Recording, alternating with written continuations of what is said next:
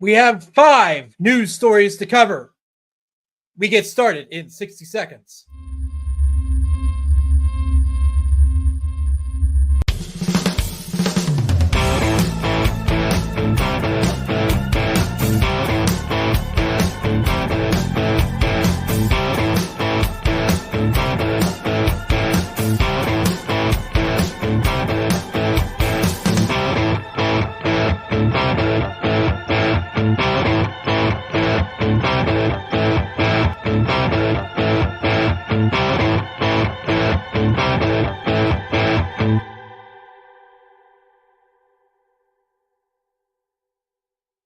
This is the W2 report with Sanji Himura.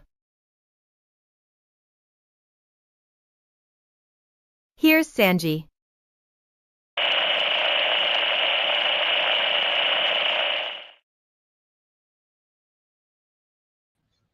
Hello, everyone, and welcome to another exciting episode of the W2 Report. I am your host, Sanji Himura.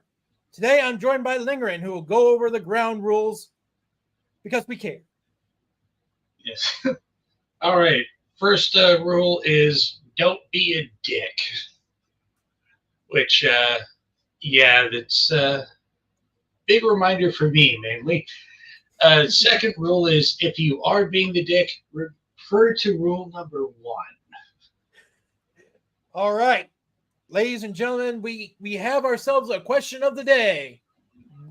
Which game did you play most in October of this year? Please drop your thoughts in the chat and or the comment section if you're watching this via the replay team.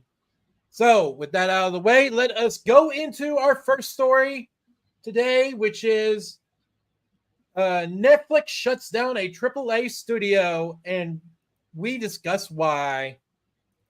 So, with that out of the way, let us go into Tom's Guide, where we will have a source for this article. It wouldn't be too 2024 if there was monthly news about another studio closure or mass layoffs affecting the gaming industry. Gee, I wonder why. The twist this time is the studio in question was one of the internal gaming studios being run by Netflix. As Steve Torillo's Game File reported, as of October 2024, Netflix closed one of its studios known as Team Blue. It is the first known shuttering of a Gameflix game studio since the studio started investing in gaming in 2021. Team Blue was run by former Overwatch executive producer Sako Sony, who Netflix lured from Blizzard to form the build of the studio. According to Torillo, Sony hired several game industry veterans with experience in AAA games such as Halo and God of War. Allegedly, the studio was developing a multi-platform AAA game. Team Blue was closed before any game could be released or even announced.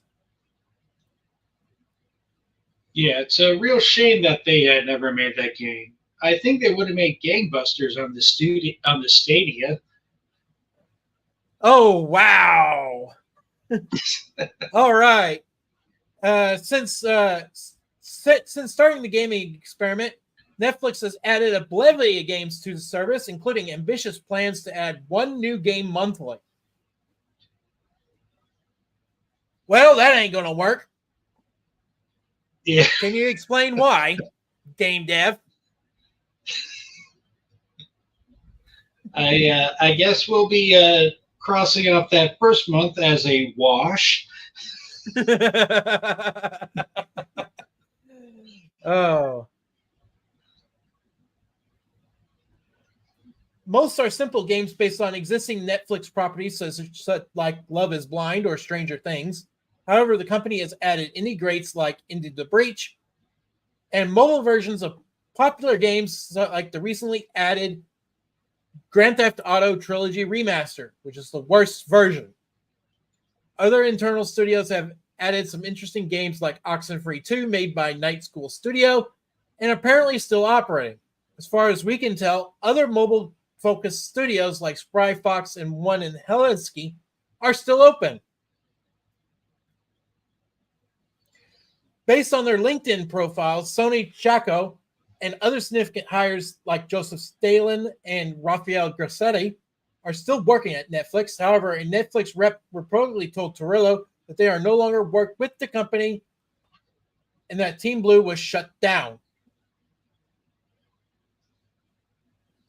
Now, why hire them in the first place? That would be question number one for me. Yeah. But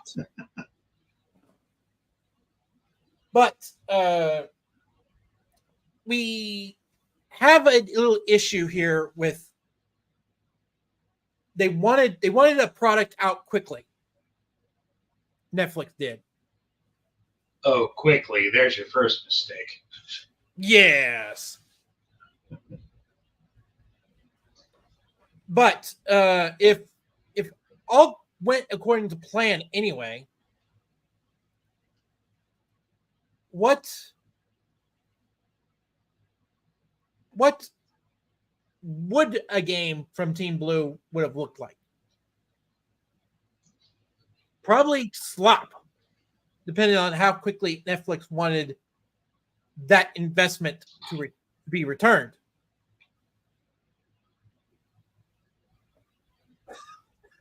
Because as you well know, why were they asking a AAA studio to put out a game quickly? Yeah, that's sort of somewhat my question too. This sounds like yet another parallel to Amazon, where it's like Amazon can sell at least books, Amazon but it can't invested write them. years compared to Netflix. Yeah, but with Netflix, like Netflix understands movies, not games. Yes. Yeah.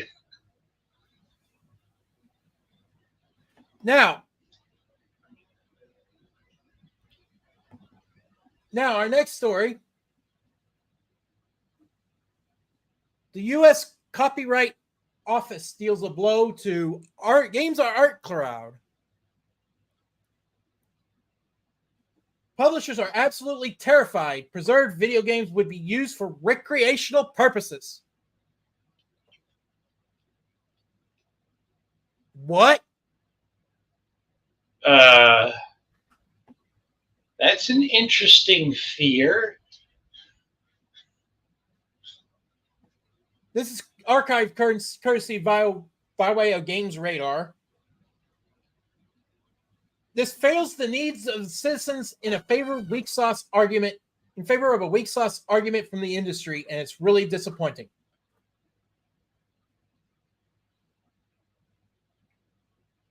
The 3-year fight. Yes. I have to admit, it does make sense compared to current games because it looks like modern publishers are afraid that newly released games will be used for recreational purposes. Oh, yes, as we will get into later. Yeah. A 3-year fight to help support game preservation has come to a sad end today. The U.S. Copyright Office has denied a request for a DMCA exemption that would allow libraries to remotely share digital access to preserved video games.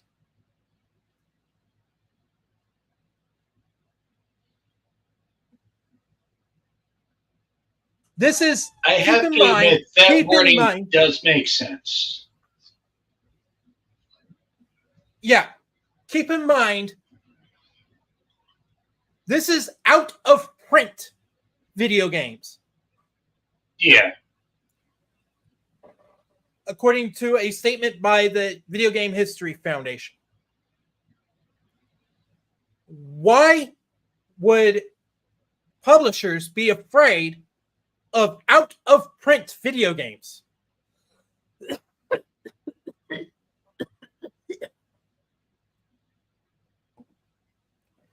It is because video games is the only entertainment art form, and I'm using these words very, very loosely here, that publishers have control over the copyright.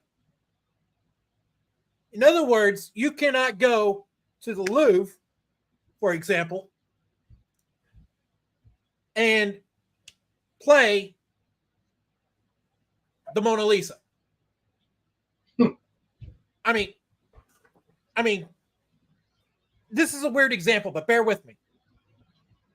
You can view the Mona Lisa in the Louvre, but video games are the only entertainment art form that publishers have a direct control over. That publishers, It's the that only copyright holders, interactive art form. it's an interactive art form. And the U.S. Copyright Office, by denying this claim, has opened the door for artists to copyright their art and control where it's distributed.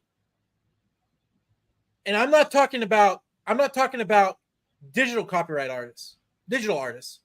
I'm talking about painters. I'm talking about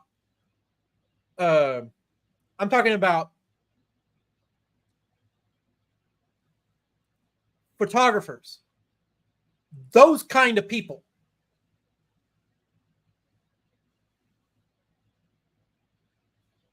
And if now granted photography is copyrightable, but Yeah, classical it art, is. I'm talking about classical stuff.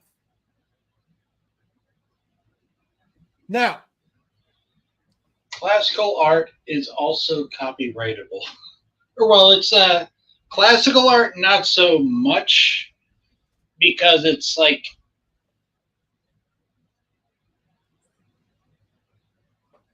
because we are so far removed from the original copyright holders. yes,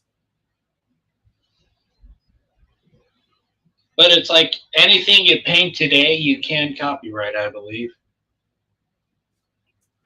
while that bit is true,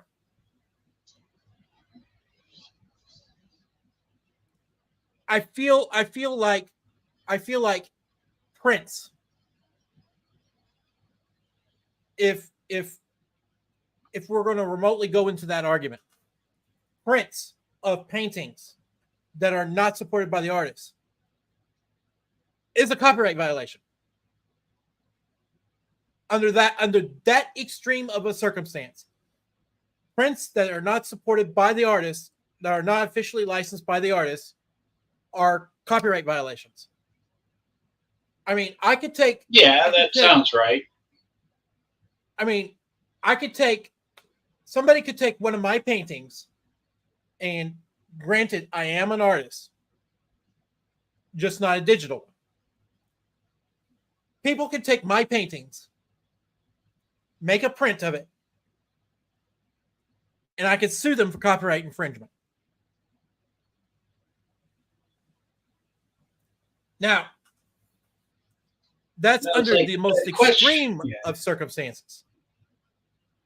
Yeah, it's like the question here, though. It's a rather unsolvable problem. It's because it's like we're not dealing with any new laws with this ruling. It was simply a denial of an exemption to already existing laws. Right. As we get into the next segment, the Prince of Persia franchise, Yeah, has earned Ubisoft millions. But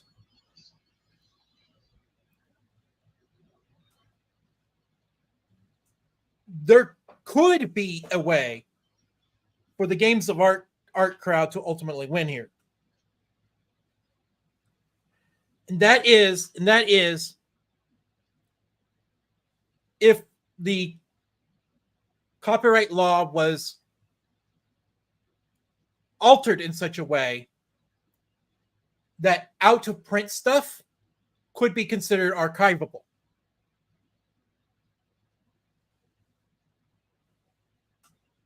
Now, I'm trying to paint a picture where both sides can win. Yeah. If a game doesn't circulate anymore, what's there to lose for Nintendo, Activision Blizzard, you name it, to allow libraries to preserve that art? They're not making money off of that anymore. Like take a look at the example picture. The Yoshi's Island Super Mario World 2 game. Yeah. I mean, while it is being distributed online, Nintendo isn't seeing a penny of those purchases. no, they're not. Because it's part of their online subscription service, which rotates games in and out. Yeah. So if that bit of history isn't forgotten,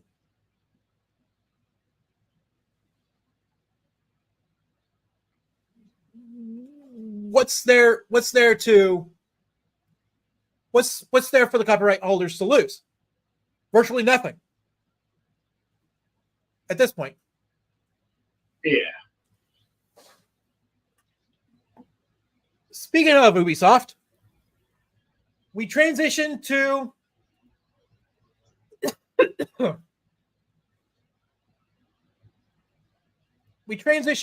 a story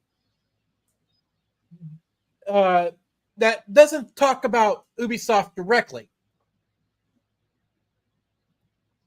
We talk about the Baldur's Gate 3 developer saying that if Ubisoft wants, quote, subs over sales, then developers must get used to not having jobs. Okay, let's take a look at the quote. I do love Larry. Let's take a look at the quote in context. Michael Dowse is credited with the saying, after Ubisoft, for its subscription-based approach to games, made changes behind the team, onto the team behind Prince of Persia: The Lost Crown. Oh. Following Ubisoft's recent decision to disband the team in favor of transferring them on to games with better sales potential, Faust explains why he believes the company's subscription-based strategy is broken in a lengthy post. The last notable game on their platform was arguably Far Cry 6 in 2021, writes the Larian Lead, going on to address why there should have been a Steam release for The Lost Crown. The Crew, Mirage, and Avatar came in 2023 and didn't perform, he continues. So you can assume subscriptions were at a low when POP was released in 2024. Which means that people who won't be launching on their store all too much. Had the games dropped on Valve's platform, Dowse, we're going to get into Valve in a minute. Dowse thinks things might have been different. If it had released on Steam, not only would it have been a market success, but there would have been likely a sequel because the team are so strong.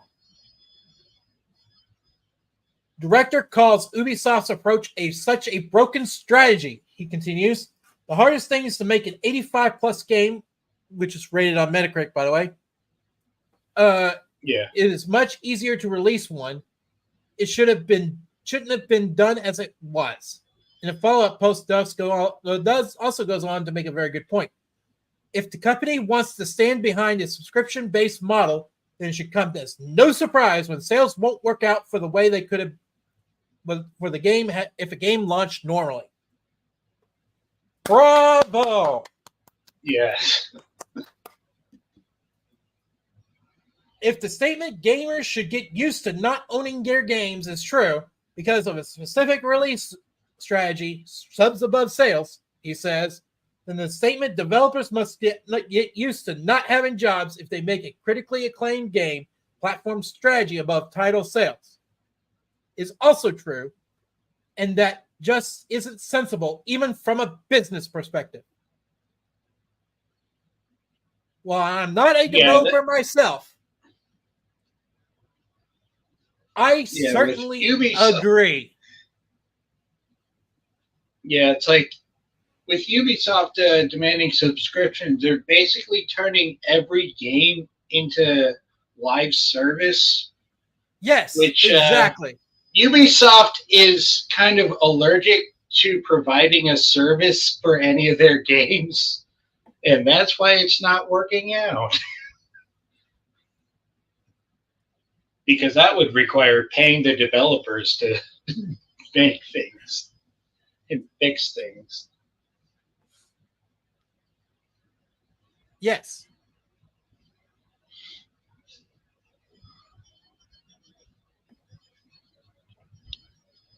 Speaking of live service, Sony insists on live service games despite closing studios Firewalk and Neon Koi.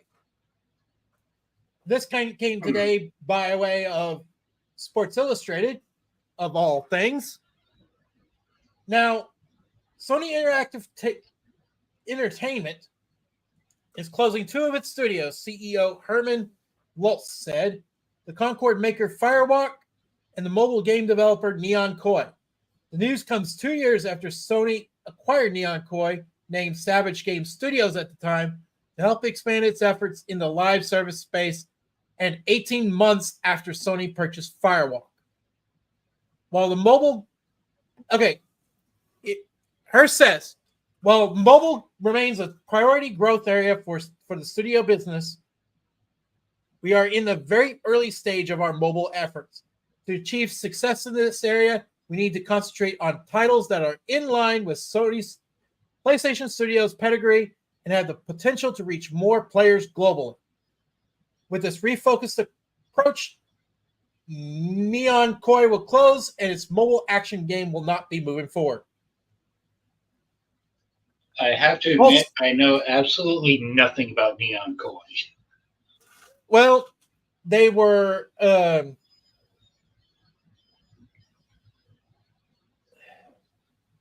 I kind of want to say they were there. I'll put it that way. They existed.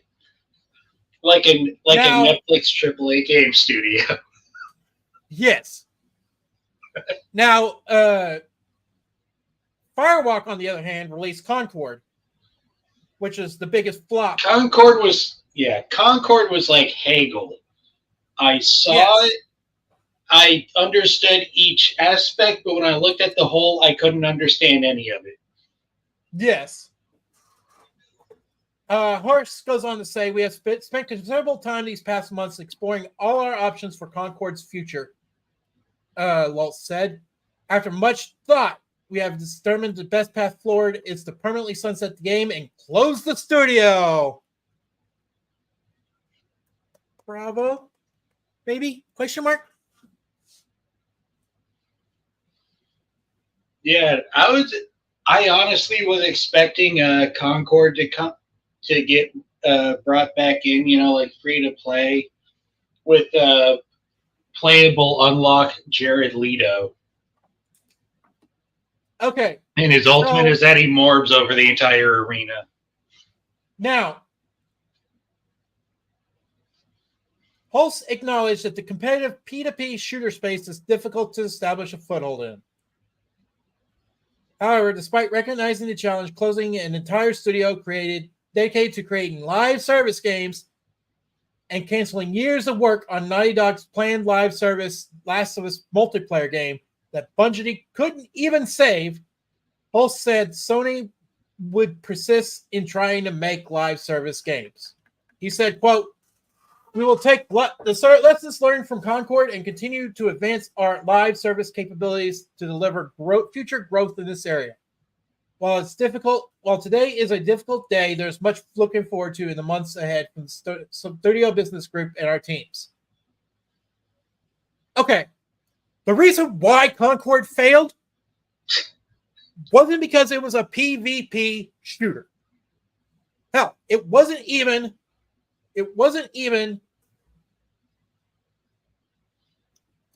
the fact that it was a live service game that caused it to fail. What caused Concord to fail was it shoved DEI right down our throats. And if that's not the lesson you take from this, Herman, you are going to be in a lot of trouble. And I'm not discussing that. Concord ended up. Concord ended up choking to death on its own ham fist. Yes. I'm not discussing that as a threat, Herman. I'm discussing that as a promise, which is two different things.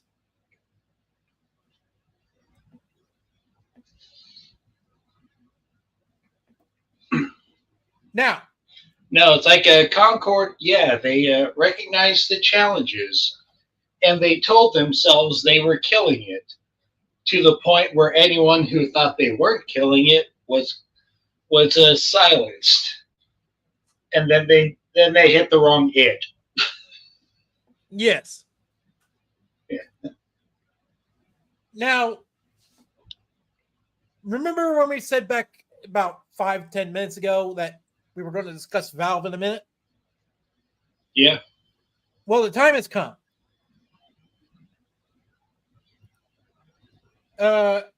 Disco Elysium successor studio says workers must unite to topple Valve's digital fiefdom of Steam. Okay. And? Yeah, good luck.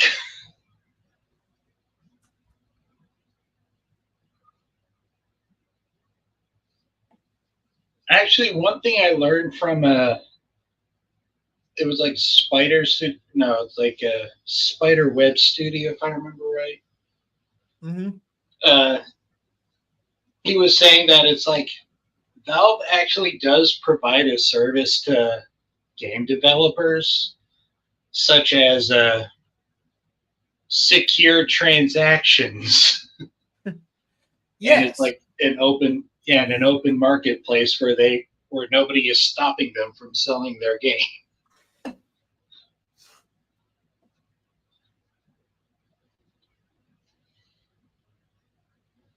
Yeah, it's like, yes, Valve definitely does have its faults, especially the fact that they forced Steam onto its user base in the beginning. Yes. But it's like, it actually is providing a service. Now, I think the industry is finished, but fortunately for everyone, video games are not. That was accredited to Dora Klinzik, and it should probably tell you something about the state of the games industry and the general vibe of the studio. In particular, that hers was not an alarming answer given by the team. Her comrade, hail comrade, Alexander Glorgovic takes a more accelerationist view. Finally, the games industry has its own Sergei Nechachev.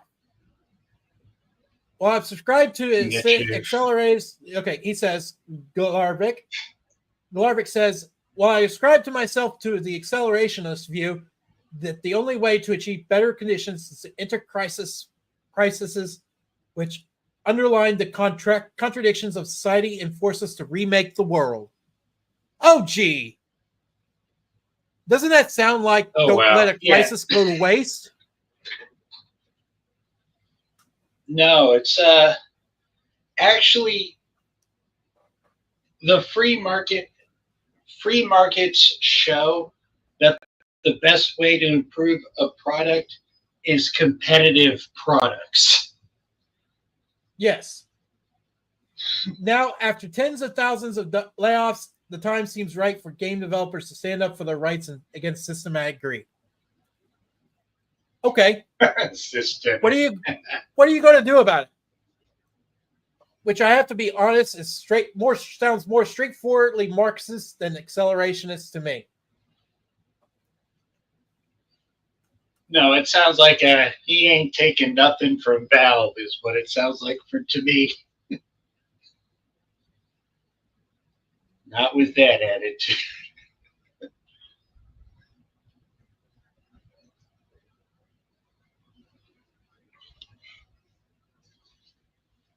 Yeah, this definitely does sound like the successor to Karl Marx. Disco Elysium, because Disco Elysium was actually really good. It was really sane programmers and insane writers, and the whole thing got hijacked by a communist CEO. Yeah. And this looks like going to be a repeat of that.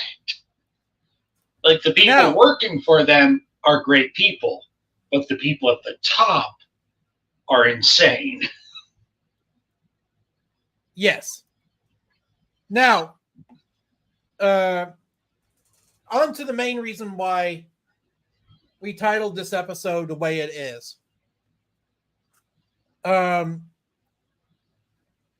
We have a community built around us. And I'm using the term very, very loosely here. But yeah, people come to see me rant, rave, and do what have you about the gaming industry. Now, what is causing some disconnects between gamers and journalists like us to really get into the matter? Now, I first thought about this when I saw a little bit of Big Fry's video on community disconnect, and I thought I'd pose the question to you guys. What are some things that we're disconnected from our community on? What are some things that we need to do in order to preserve our I don't want to say our status as a community, but on the other hand though, it seems to fit in the situation. Now, there is some theories what do we need to preserve connection. Yes. Now, we do have Opal Dragon dropping a like, of course. Now, what problems do we have as a community, and what do we need to do to fix them? Now, there is some things that do need to happen. Fair enough. But what are they? We can't work on something unless we know what the problem is.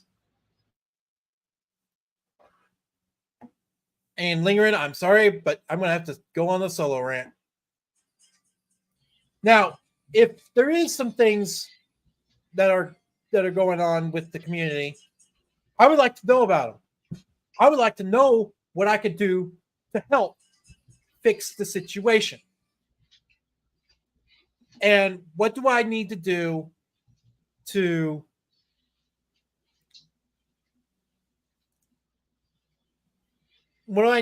help improve ourselves in our community and in our videos moving forward?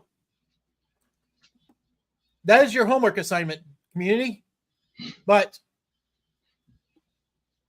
in lieu of, but we do have an announcement today. Mr. Vaughn will no longer be joining us for the foreseeable future. We will continue on without him. And with that said, now out of the way, our next W2 report will be next week, next Monday at 3 p.m. U.S. Central Time, and we will be returning back to Dream World. What changes have they made since then, and since we initially covered it with Callum Upton, and what changes have they made in the months since? So with that out of the way, I have been Sanji Himura. Thank you for watching, and we will see you on the next one.